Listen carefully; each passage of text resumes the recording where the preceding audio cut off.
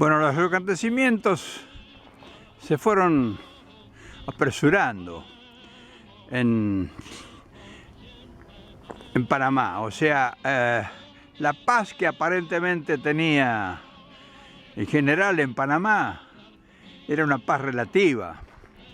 Cuando el gobierno argentino, el gobierno de la dictadura, comenzó a sentir la presión de un peronismo dormido y aparentemente sofocado por ellos en su plan de desperonizar el país, empezó a crearle grandes problemas a la dictadura.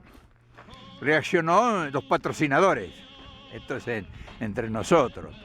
Los patrocinadores se dieron cuenta de que la cosa se ponía difícil y entonces nada mejor que bueno, vamos a intentar tratar de cambiar ese problema, a ver cómo lo resolvemos, a ver cómo lo amortiguamos. Y ahí empezó una gran presión sobre Perón. Bueno, esa gran presión que ejercieron sobre Perón tiene su explicación. O sea, no es casualidad. O sea, Perón empezaba a renacer de sus cenizas. Y claro, era un problema para los patrocinadores. O sea, la Revolución Libertadora, ya voy a hablar de ese tema, ¿no? La Revolución Libertadora tuvo un patrocinador internacional muy fuerte.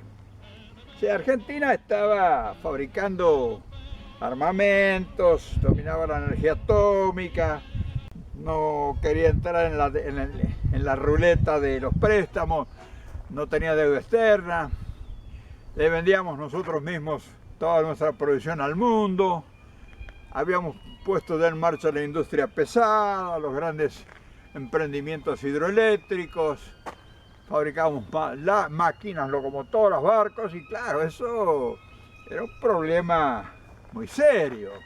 Entonces, esa fue la razón por qué se produce la Revolución Libertadora, ¿no? No es el cuento de que la democracia y esos son cuentos chinos para los tontos. El problema de prueba son intereses, y Argentina en ese momento era un país independiente que tenía una gran influencia sobre toda América Latina. O sea, de seguir así, Perón en 10 años más hubiera logrado la unión latinoamericana en forma, como un bloque. Entonces por eso había que cortarlo a Perón. Y fue la Revolución Libertadora fue... Go ahead, no problem.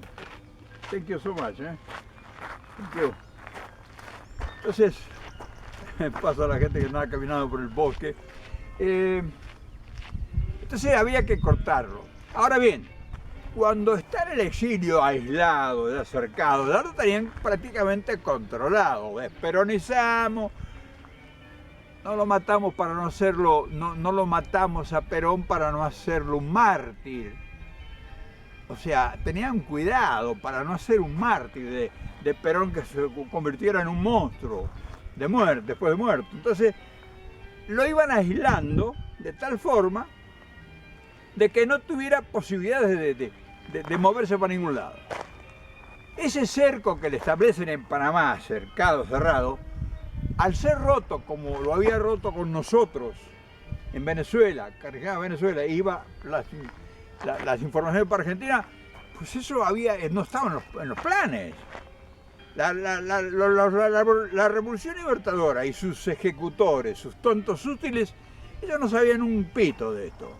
Ellos actuaban lo que les mandaban, las instrucciones que recibían las aplicaban, pero no sabían la estrategia geopolítica que había detrás de todo esto. O sea, detrás de todo esto había una estrategia geopolítica que era la lucha de dos imperios. O sea, los rusos por un lado que querían quedarse con América Latina y los americanos que no querían ser desplazados. Entonces dentro de ese juego caímos nosotros, no seamos ingenuos. No vengamos que la libertad, la democracia, no, nada de eso.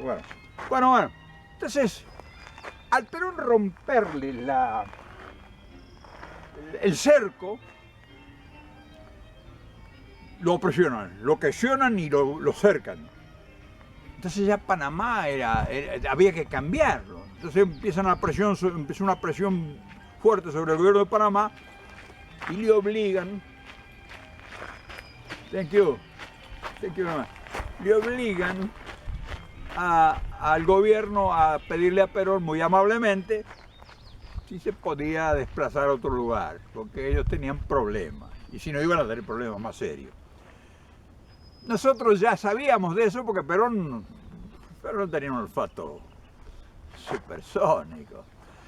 Ya nosotros habíamos establecido vinculación en Venezuela para un posible desplazamiento. En caso de que pusieran las cosas más pesadas, hubiera un desplazamiento.